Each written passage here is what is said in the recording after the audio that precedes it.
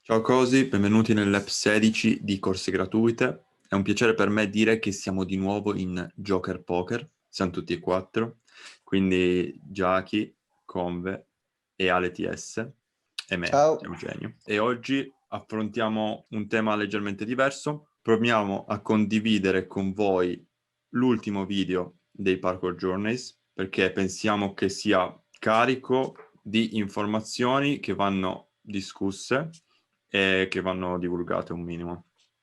Quindi se volete, adesso noi cercheremo di affrontarle nella maniera più leggera possibile, ma se volete vedere il video linkato in descrizione ve lo potete recuperare in inglese ovviamente, perché Parkour Journeys è un gruppo di atleti britannici.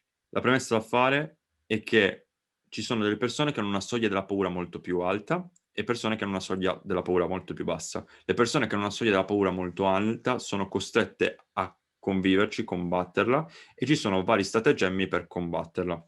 Sì, Raccoglierne un po'. partiamo subito dal primo concetto che loro hanno tirato fuori, ovvero questo trucco, tra virgolette, di immaginarsi di avere una barra per la mossa speciale, no? Come nei videogiochi, che si carica ad ogni piccolo salto che si fa durante l'allenamento. Quindi ad ogni piccola quest che tu fai in fila senza fallire, riesci a caricare un pezzo della barra. Una volta che avrai caricato questa barra, tu ti sentirai sufficientemente sicuro per fare quel salto che è più grosso degli altri, per cui sei andato effettivamente allo spot. Secondo me è un buon consiglio, io trovo che sia ottimo per me abituarmi allo spot, testare come lo spot prima di fare magari un salto grosso, però penso che non sia l'unica cosa da fare prima di fare quel salto grosso, ci sono tante altre cose da vedere prima, tipo delle preparazioni. Voi Sì. cosa dite? L'idea dietro questo concetto è che tu non solo devi scaldare le tue articolazioni, ma per scaldare la tua testa ti Esatto. sfidi con delle challenge di difficoltà crescente e, e cerchi di costruire una mentalità da vincente. Tu ogni volta che fai una challenge, che ti proponi una challenge, la vinci, e quindi nella tua testa quel giorno lì tu sei fortissimo e sei in grado di affrontare anche il salto più difficile. Ti toglie un po' le paure, ecco. Esatto. Il fatto che ci sia una barra mi rende già figa l'idea, quindi mi piace già solo perché c'è la barra a me. Ok, ma voi quando vi allenate di solito affrontate subito il salto più difficile oppure andate per gradi anche voi? Questa cosa la facevate già? Allora, Ok. sì e no, cioè io mi riscaldo con alcuni movimenti all'inizio con cui sono molto confidente e poi mi concentro sul preparare il salto un pochettino più difficile per me. Questa è la tecnica. Pure io lo faccio. Io oggi ci ho provato in allenamento, per esempio, e a me non viene facile riuscire sempre a vincere. Cioè, a un certo punto sbaglierò anche su qualcosa di semplice e quindi la barra si svuota e devo ricominciare da capo. Questo è interessante perché in cosa però devi vincere? Perché devi vincere in challenge che tu sai già di poter fare e che hai già fatto per E, autoconvincerti o devi vincere in cose nuove? Secondo me si applica bene quando tu vai in uno spot che già conosci e sai, per esempio, qui so fare la compre perché l'ho fatta 1000 volte, qui so fare questa line, la so fare, la rifaccio, tac, e quindi Esatto. ti gasi perché stai rifacendo cose che hai già fatto e le stai facendo magari al primo tentativo, perfette, E pulite, le stai no? facendo bene. Però se sei Eh, in uno spot, tipo io oggi ho saltato, non è proprio uno spot nuovo, però ogni tanto mi piace provare dei movimenti nuovi, no? Anche semplici, però mhm. dico, questo tic-tac riesco a farlo e tipo provo il tic-tac e la mia barra azzerata perché non ho idea di come si faccia, cioè non so come mettere la Mm. pressione. Ma secondo voi questa barra, se la sessione diventa multiplayer, diventa più difficile completare la barra? No, diventa più facile, sei stimolato a fare Appunto. meglio a volte. Siete tutti sullo stesso salto, è più facile. Se invece sei con gente che non fa il tuo salto e, non so, ti dà fastidio averle intorno, non so, magari la cosa non aiuta. Però se siete in due a fare lo stesso salto e tu sei motivato perché vuoi fare quel salto prima dell'altro, lì aiuta, in quel caso lì, secondo Ah, me. Un altro punto di cui si parla molto in quel video è di non bloccarsi durante un salto, perché se tu prendi l'abitudine di bloccarti quasi sempre in vari salti che devi fare, prendi la brutta abitudine di farlo sempre, alla fine arrivi al punto di non concludere più niente e quindi non va per niente bene, secondo me. Voi cosa ne pensate, ragazzi? A me succede spesso, lo faccio in continuazione, in particolare col side. 2 anni fa ho deciso che volevo imparare bene il mio side e quindi l'ho fatto tutti i giorni. E a volte, soprattutto quando magari ero freddo, ginocchia fredde, caviglie fredde, facevo i passi del side, perché, premessa, per farlo tutti i giorni a volte lo facevo senza scaldarmi, non lo consiglio a nessuno, non fatelo mai, fine. Faccio per lanciare, all'ultimo mi blocco e faccio solo il pennello, ed è una cattiva abitudine che ho continuato a fare. E poi a un certo punto ho capito che era una questione di concentrazione, che a volte io blocco i salti, ed è questione di concentrazione e di motivazione. Quindi mi costringo a farlo in quel momento lì e di solito mi dico, va bene, mi do 3 tentativi in cui cerco di capire com'è questo movimento, come va affrontato. Però quando so che lo so fare e che lo dovrei saper fare, se lo sbaglio ho smesso di provarlo. È la punizione che assegno a me stesso. Mi assegno una punizione per non averlo cacciato.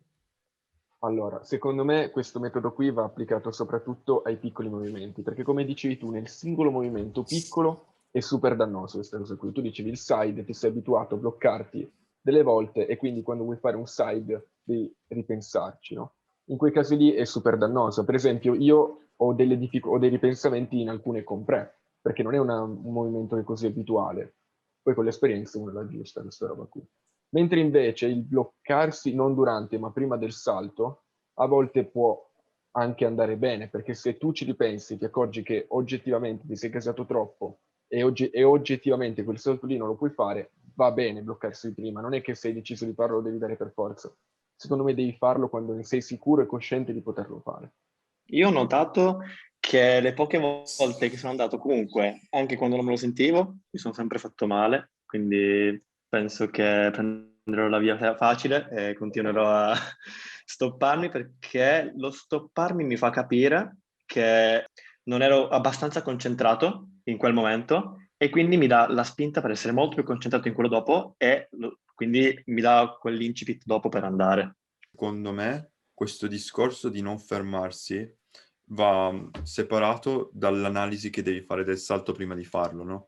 Tu analizzi il salto, che tra poco ci arriviamo, però fondamentalmente tu analizzi il salto, decidi questo lo posso fare e lo faccio, questo non lo posso ancora fare e non lo faccio. Nel momento in cui hai deciso che lo fai, secondo me ti devi abituare a concentrarti e cacciarlo, perché hai deciso di farlo, lo vuoi fare e il tuo corpo deve obbedire alla tua testa. Diciamo che il mio era più in riferimento a quei particolari casi in cui la situazione ti carica veramente tanto e tu ti sopravvaluti. A me è successo un paio di volte. E quando ti sopravvaluti su una cosa che non sai fare, ti fai male. È tutto lì il problema. Quindi se hai un barlume di ragione prima del salto, non fa male a volte. A volte. Nella maggior parte dei casi no, però delle volte può aiutare. Ok. È quello il discorso. Però diciamo che possiamo anche collegarci a un altro punto che troviamo nel video, il quale parla del fatto che nel momento della paura non bisogna assolutamente perdere tempo. Bisogna spostarsi e fare delle propedeutiche o magari il salto del movimento che stai facendo in quel momento, di spezzarlo, come per esempio un Kong Precision, lo spezzi, fai prima delle Kong, poi dei Prec e poi piano piano vai a unirle e così facendo vai a lavorare più sul movimento completo, ma anche propedeutica in sé e soprattutto tieni bella calda sia la mente che il fisico. Voi cosa ne pensate? Io secondo me ci sta. Che è giusto, che è giusto. Corretto abituare la propria mente prima del salto al salto stesso con dei movimenti più, come dicevi tu, spezzare il movimento cioè, trattare il movimento come se fosse una costruzione, collegare tutti i mattoncini uno alla volta, per esempio nelle compre. La compre è la tecnica perfetta, perché quando tu fai la compre fai il monkey e poi il precision come preparazione, giusto? Sì. E poi li vai a collegare nel momento, perché facendo il monkey e poi il precision ti abitui a quando dovrai fare il movimento che ritieni più complesso, ovvero la compre. Secondo Però, me raga, questo... scusami Ale, non volevo vai, interrompere. vai, vai pure, vai pure. Che questo, alla fine il discorso è non fermarsi, non deconcentrarsi pensando a quanto fa paura fare cose, però alla fine il fare cose sarebbero propedeutiche e le propedeutiche penso che sia il nodo più importante di un praticante. Quando uno fa parkour, Sì. fare propedeutiche è tipo la base. Quando tu hai capito quello, in realtà ti costruisci magari tu da solo le tue propedeutiche.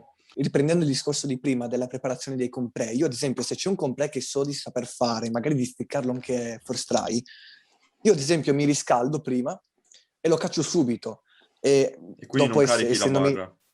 Però, No, perché tanto se so di saperlo fare lo carico, però prima mi riscaldo perché sì, sennò Ale, mi però vado... tu intendi un compré che è nella tua comfort zone, che hai già fatto. Esatto. No, anche uno che ho già sbloccato, dico dai, lo provo a Esatto, cacciarlo. appunto. Allora, Uno che hai già fatto, è già No, sbloccato.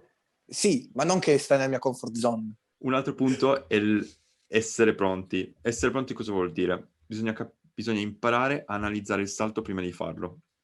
Capire se si è influenzati da delle emozioni, se vi state gasando senza motivo perché gli amici vi gasano, se siete in grado di farlo o se avete paura e se perché avete paura. Vi fa male la caviglia perché avete avuto un infortunio e magari il vostro corpo ha paura della reazione al salto, delle conseguenze, bla bla bla. Quindi ci sono un sacco di fattori che devono essere presi, devono essere scomposti per fare un attimo di chiarezza. Prima di fare il salto bisogna capire cosa ci fa paura e se non abbiamo paura perché non ce l'abbiamo. Bisogna scomporre un pochino, analizzare tutto. Questo qua è un punto.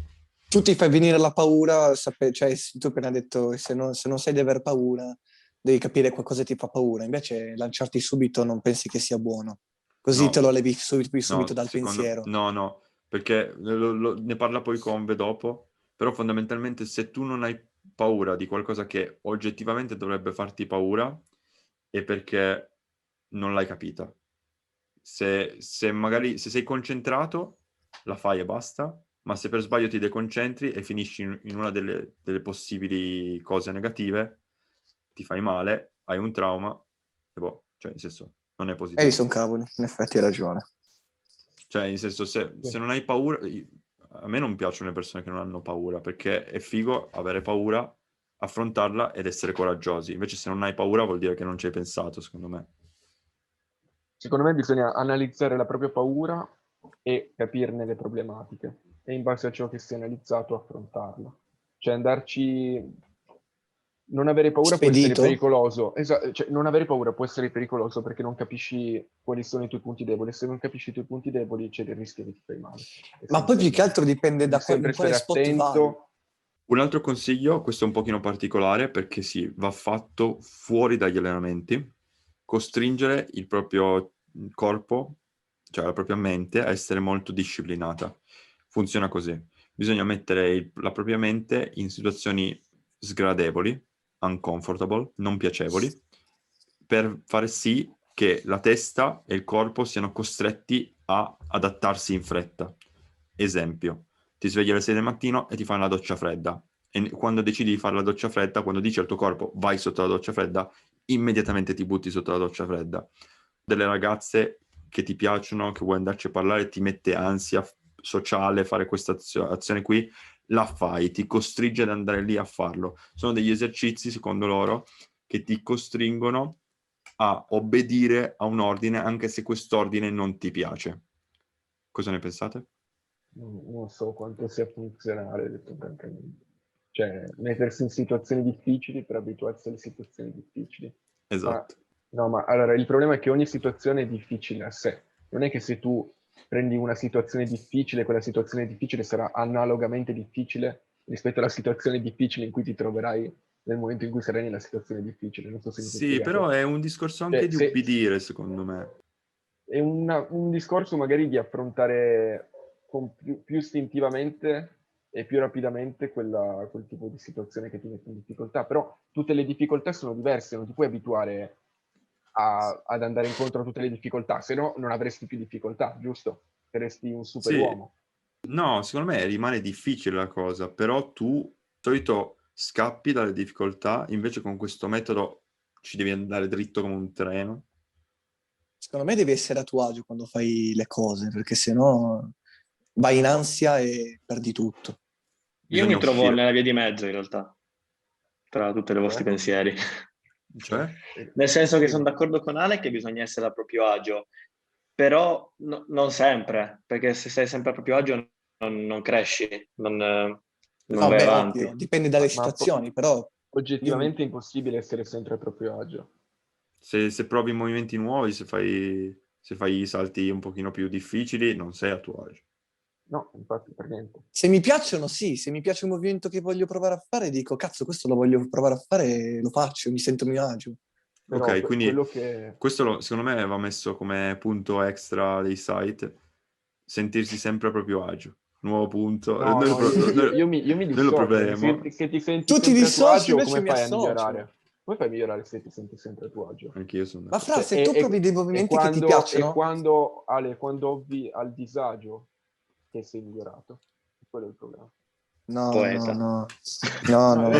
E tutto questo discorso si collega benissimo al punto che adesso vi spiega Conve, che è la zona Vada, di Conve. comfort. Allora, a proposito di sentirci proprio a nostro agio, noi quando è che ci sentiamo a nostro agio virtualmente? Quando ci troviamo nella nostra zona di comfort, che è quest'area, in cui noi ci troviamo a nostro agio con quello che sappiamo fare.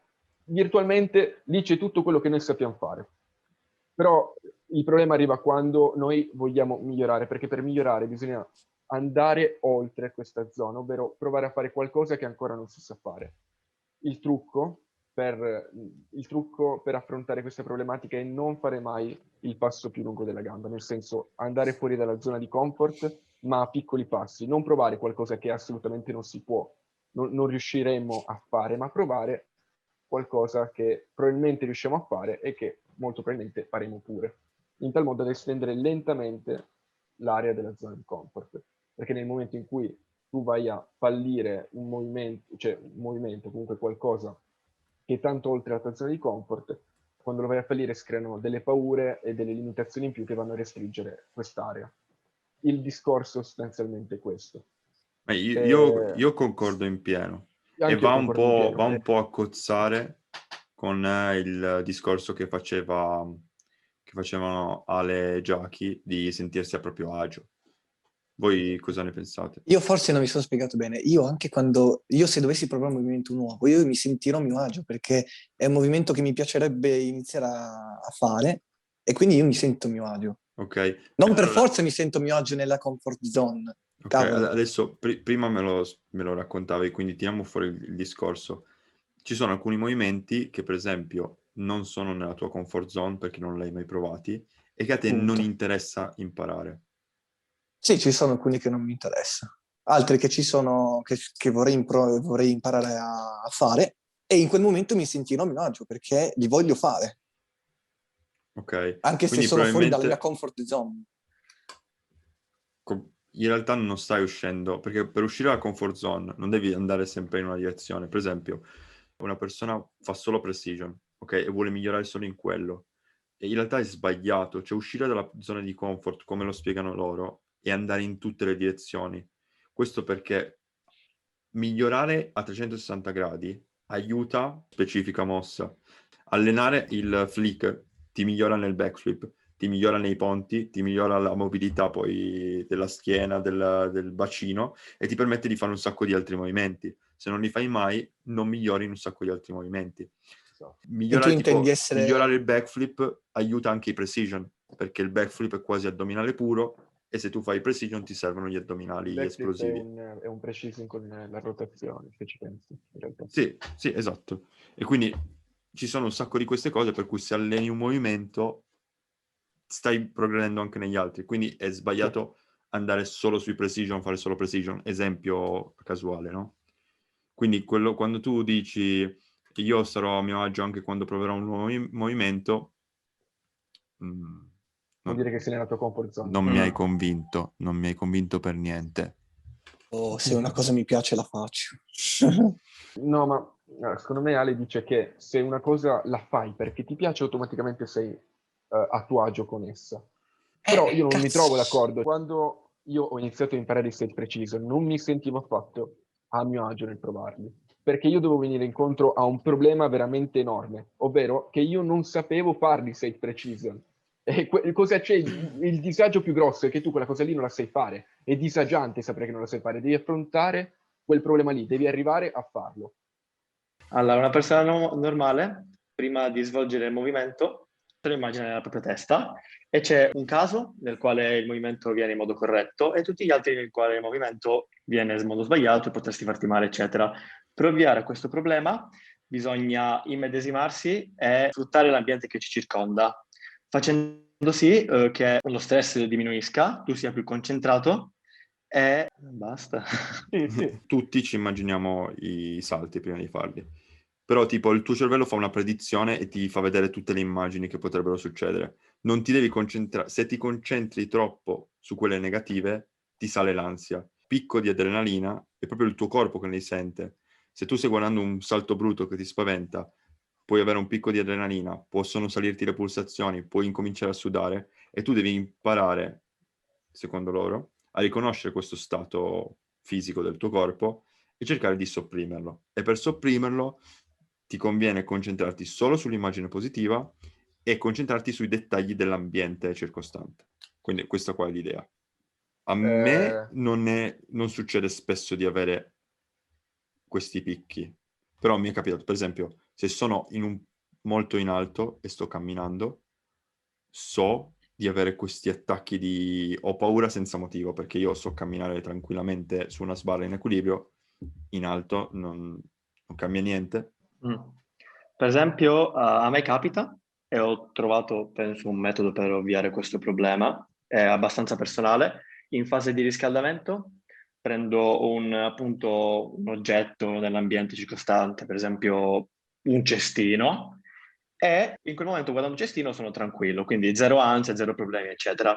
Successivamente, quando vado a fare un movimento che mi crea abbastanza adrenalina, abbastanza ansia, eccetera, vado a riguardare quell'oggetto, in questo caso il cestino. Mi ricordo che in quel cestino l'avevo guardato quando avevo zero ansia, quindi mi svuoto e poi dopo, tipo magicamente, sono tranquillo e vado. E nel 90% dei casi ha funzionato. Il problema è quel 10%, sempre. Ecco, Ok. vedi, già tu pensi al 10% di negatività, non E va io devo bene, pensare, Combe. io quando faccio un salto Ok. devo avere il 100% che posso fare, Allora, cioè, o il questo 99%. prossimo punto è un cavallo, mamma mia. Il prossimo punto è un cavallo di battaglia di Ale, difatti essere positivi, e adesso ce lo spiega.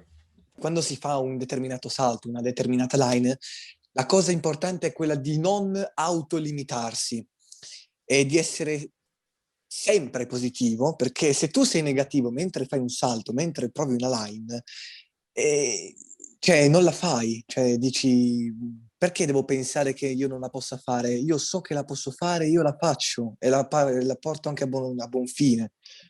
Poi ci sono anche delle determinate persone che ti possono anche autolimitarti, cioè ti limitano proprio loro e a me questa è una cosa che mi fa letteralmente Adesso arrabbiare. voglio chiarire sul punto del video. Esattamente come dice Ale, ed è scientificamente provato che se tu ti immagini di sbagliare in un determinato modo, è più facile che sbaglierai proprio in quel modo lì. E secondo me questo va interpretato come un circolo vizioso, no? Perché è chiaro che se tu hai paura di scivolare perché secondo te è scivoloso, probabilmente scivolerai perché è scivoloso o scivolerai perché pensavi di scivolare. È un circolo vizioso, è un Pensare. cane che non si morde la coda. Io sono d'accordo che bisogna essere positivi. Però Ale dicevi che c'è qualcuno che Un ti, titano Sì, ti misterioso. ci sono limita. determinate persone che E durante chi è? l'allenamento ti possono destabilizzare, Esatto. dico. Allora, E chi Ci è? sono Dobbiamo vari trovare chi è. elementi, purtroppo. Allora, cerchiamolo, andiamolo a cercare. la caccia alle streghe. Giachi, a te è Ale mai impazzito. successo di immaginarti un possibile sbaglio e di sbagliare esattamente in quel modo? No, sempre in un modo peggiore, se posso dirlo. Già chi non si sa immaginare il peggio. Allora, E li sapete quali sono Allora, pure. a me è successo, quell'esempio dello scivolamento era iper azzeccato, però io sono dell'idea che in quel caso lì a me è successo più volte di sbagliare perché scivolavo, ma succedeva perché la superficie era liscia e io ho delle scarpe da skate, io ero super cosciente che sarei scivolato, no? Ma l'ho fatto lo stesso. Ma lì sono scivolato non perché me lo sono immaginato, ma perché non c'era attrito e sono scivolato, tutto lì. Posso cacciare una mia Altre che... tip? Vai, Un mio consiglio così vai. spazionato a caso? Una Eugenio cosa, Storro. sì, è una cosa che penso solo io. Ma ho notato che c'è stato un periodo in cui provavo proprio a scivolare sulle sbarre inclinate, provavo A a scivolare grindare. sui muri inclinati. Mhm. Mi ha aiutato un sacco a capire che nella maggior parte delle volte tu ci vorresti scivolare, ma non ce la fai. È proprio difficile scivolare. Sì, io chiaramente quando sono scivolato, cioè, ero proprio per saltare seno su quei marmi lisci, Sì, sì, sì, polverosi magari, cioè li scivoli. Boh, lo metto sai. proprio contesti diversi. Allenare le slide ti aiuta a capire che non devi sopravvalutare l'effetto scivolata, cioè non è così facile. E poi, Certo. per andare più nel dettaglio, se ti alleni a scivolare bene, sai anche come non scivolare bene, secondo me. Però è tutto nella mia testa, Sì. quindi non vorrei... Comunque, volevo aggiungere su quel punto di Ale di prima, che avere i pareri esterni non sempre è una cosa negativa. Perché sempre quel discorso del sopravvalutarsi, c'è sempre il rischio di sopravvalutarsi. Se qualcuno che ti conosce bene, di cui tu magari ti fidi, ti suggerisce che magari per te non è ancora tempo, ma sarebbe meglio lavorarci di più, secondo me non dico che bisogna prendere quel consiglio al 100%, ma bisognerebbe tenerne conto. Sì, ma è l'atteggiamento in cui a Incapace di volte me lo limitare. dicono. Cioè, No, sì, esatto. l'atteggiamento. Allora, se l'atteggiamento è Cazzo. opprimente, nel senso In quel tu non caso lo con puoi me è stato fare, così. lì è sbagliato. No, Quando tu devi consigliare ad un tuo amico di lavorarci di più su quella cosa lì, digli di lavorarci di più. il mio commento è questo. Secondo me, quando una persona decide che può fare una cosa, dall'esterno i consigli si fanno prima, nella fase di valutazione, però quando la persona dice io oggi provo questo ed è convinta, se sono sicuro che sanno di mente, non gli direi assolutamente niente, perché se lui l'ha deciso è solo lui in grado di capire se quel salto è pronto a farlo oppure no. I suggerimenti dall'esterno lo disturbano. Cioè, se tu vai lì e gli dici ma secondo me non sei pronto, lui è l'unica persona in grado di dirti se può farlo o non farlo e non devi demoralizzarlo, secondo me. Esatto. Mi piace, mi piace. Andiamo subito di filata agli ultimi punti. Vabbè, Allora, andiamo ai ultimi. keep it easy, falla semplice. In pratica, quando fai un salto, potrebbero esserci dei fattori esterni che te lo rendono più complicato. Per esempio, ti stanno guardando delle persone, oppure l'hai sbagliato un po' di volte e magari sei frustrato, cose così. Loro ti dicono che devi imparare a riconoscere queste situazioni, a togliere questi strati inutili e tenerlo più semplice possibile. Boh, secondo me è un must.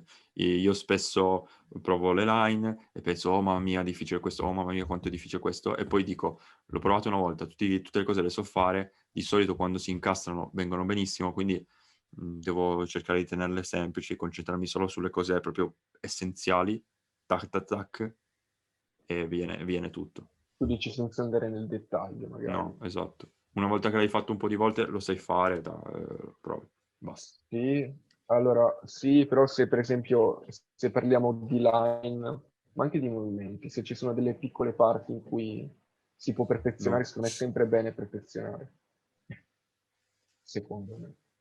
ok. Commenti?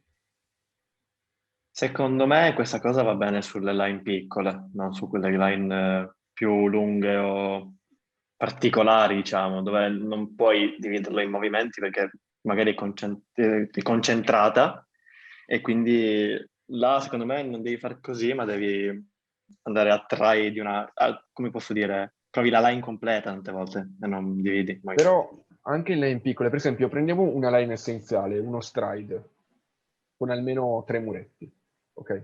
Se tu ti stoppi leggermente al secondo muro quando fai la stride, Mhm. lì necessiti di un perfezionamento, perché la line è brutta poi, ed è comunque una line. E lì vale la pena, cioè non devi prenderla proprio facilmente, secondo me, devi perfezionare No, quel piccolo lasso di tempo in cui quando tu si ti dice quando soffermi. si dice keep it easy, non vuol dire farla male, vuol dire semplicemente concentrarti Esatto. sull'essenziale. Perché detta così sembra che vuoi bypassare il dettaglio, in realtà il dettaglio è molto importante No, per un cioè, nel senso, per movimento. me è questione proprio di riuscire a togliere gli strati, anche se stai facendo un grosso salto, no? Tra due Mhm. colonne. E c'è della gente, a me è capitato di essere al mare, di voler fare questo salto tra due colonne, l'avevo fatto non a terra, ma c'erano dei rialzi altezza girovita, stessa identica distanza, però il contesto era leggermente differente e poi la gente vedendomi su delle colonne ha incominciato a fermarsi, a guardarmi, a indicarmi, a dirmi di non suicidarmi e così così.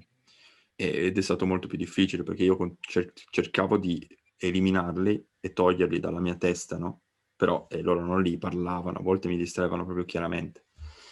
E proprio keep it easy vuol dire semplicemente cerca di eliminarli e ti concentri solo su quello che devi fare e ricordati che in realtà è facile, cioè che non è difficile, che è facile perché l'hai già fatto, lo sai fare. Sì, è molto un concentrati su quello che sai fare, cioè tanto se ce l'hai lo farai, è quello il discorso. Esatto. Allora, i compiti a casa, questa è una cosa che io faccio spesso, adoro fare i compiti a casa, spieghiamola meglio questa cosa. Una roba che io faccio spesso, e forse l'avevo anche già detta all'interno del podcast, è che io mi immagino le line che voglio fare a casa, io le premedito molto ed è una cosa che suggeriscono di fare anche nel video di Parkour Journey, giusto? Si chiama così? Sì? Bravissimo. Bravissimo me. Comunque, meditare sulle proprie line a casa è utilissimo perché tu riesci già a capire quello su cui dovrai lavorare con un largo anticipo sul salto e lo puoi Sì. preparare già prima. Sai proprio... già su cosa dovrai concentrarti.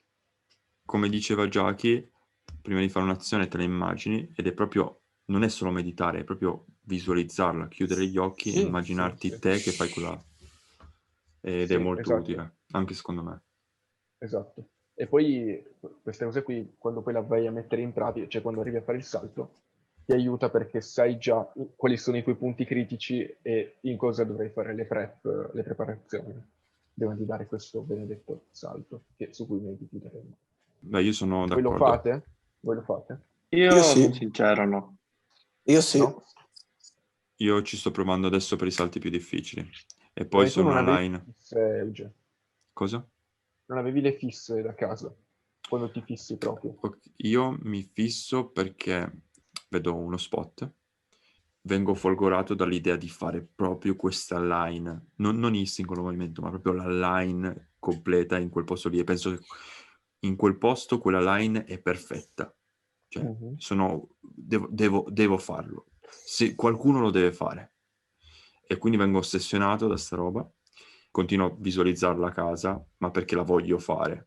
Che non è la stessa cosa, cioè nel senso...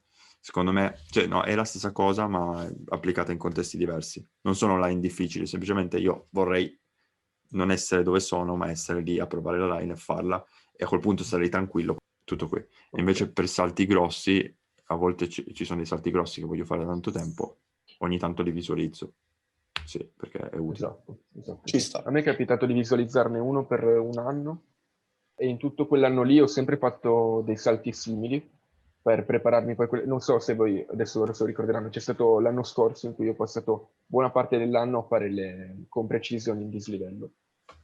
Ma ne ho fatte veramente tante, tutte quelle di Torino le ho fatte praticamente, me ne mancano forse 3 o 4, ce ne sono veramente tante. E tutto questo per arrivare a un salto che ho visto fare all'inizio dell'anno, verso novembre, da altre persone che erano con me in quello spot lì.